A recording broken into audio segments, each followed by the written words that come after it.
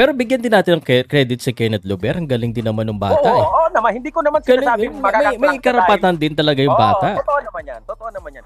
Kasi hindi naman pwedeng ilalagay ka lang dyan tapos wala ka namang ibubuga talaga. At saka bakit binigyan ng nickname na Loverboy? Pambira ka naman. Bakit naman Loverboy? And I think he will be a star as well kasi may charisma din tong bata na to. Yan ang sinasabi ko. Powcast Sports. If you're new here, don't forget to subscribe and hit the notification bell. This video is presented by sportsplus.ph. Ngayon, itong mga kaibigan, ito na yung dilema na tinatawag. Alam ni Tata, alam ni Casimero mismo na kung gaano din influential yung Sean Gibbons. In fact, nung magkasama kami, siya nagsasabi ko, ang lakas talaga ni Sean. Pagkabalik ko, champion agad ako. So, kung gaano mo siya kalakas kakampi, ganun mo siya kalakas kalaban Bibigyan kitang halimbawa, bro. Yung Kenneth Lubber, ito, ipaparate niya na sa WBC ngayon. Kaya siya pupunta ng Uzbekistan mamayang gabi. Dahil para sa WBC convention, ipaparate niya na si Kenneth Lubber. Unfair. Kala ba hindi nare-request? you need to understand. That's the reason why ang kampo ni Casimero, they don't have a guy like Sean Gibbons. Si Sir Sean kasi, hindi lang, actually, nilinaw ko na to kay Sir Sean. Sir Sean, are you like a consultant or, no? Sir Mark, that's connection. That's connection, my friend. Kung sino man ang ilagay niya doon at kung saan niya ilalagay, pinapakinggan siya ng mga sanctioning bodies. Bakit?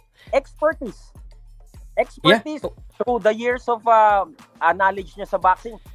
Talagang ganun nire-respeto ng mga sanctioning bodies ang kanyang expertise pagdating sa rankings. Pero bigyan din natin ng credit si Kenneth Lubber. Ang galing din naman ng bata. Oo naman. Hindi ko naman sinasabing may karapatan din talaga yung bata. Totoo naman yan.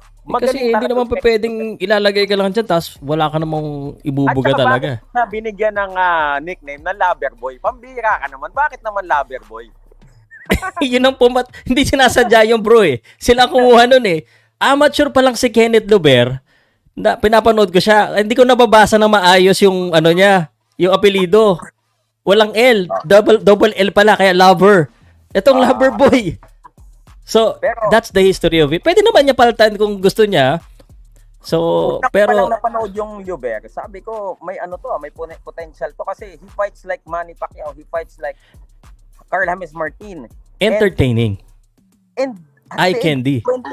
At the age of 21, Dre, andun ka na agad. WBC, ano nga ba yung exact title niya? He won that minor title already. Yeah. And, tapos, mapapabilang na siya sa world rankings at the age of 21. Diba? He's in good hands. Maganda kasi yung promotions, yung team. Tsaka, alam ko na nung una na talagang, may talagang inaalagaan So, in boxing, pero, diba, hindi lang kailangan magaling na boksingero. Pau, I disagree na sasabihin natin na, kasi pag double meaning yung inaalagaan Double meaning, okay. Inaalagaan sa boxing, binibigyan ng mga kalaban na kayang-kaya o walang hindi naman. Hindi naman yun ibig sabihin ko. Meron gano'n na, pero dito, ibig sabihin ko, you cannot be a good boxer by being a good boxer alone. You gotta have a good team. And you agree with me with that. Yeah. Sabi mo nga, you gotta have connections. Magkasama tayo nung nakita natin, pinalaban si Kenneth Lubber sa mga kapwa niya undefeated. Yung taga-Omega, pangalan nun. So, kumbaga, doon ka may impress sa team niya kasi hindi nila binibaby yung Kenneth Lubber. Binabangga nila sa mga matatibay din ng mga veterano para matest.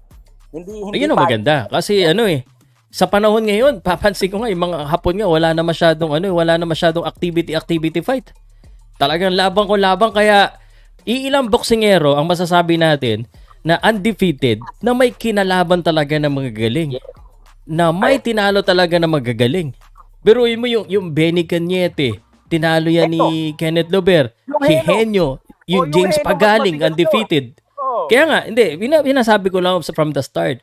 So, nasubukan na. At pwede pang, ibig sabihin, maganda yung level up at his age.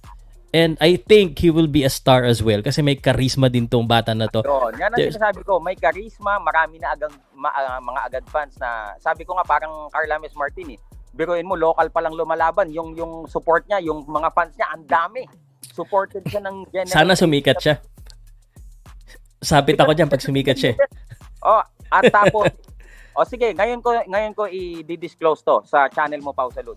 Na ba magkakasama kami? Nandun din si Oy, teka lang, tumatawag si Sir Sean. Wait lang, Pau.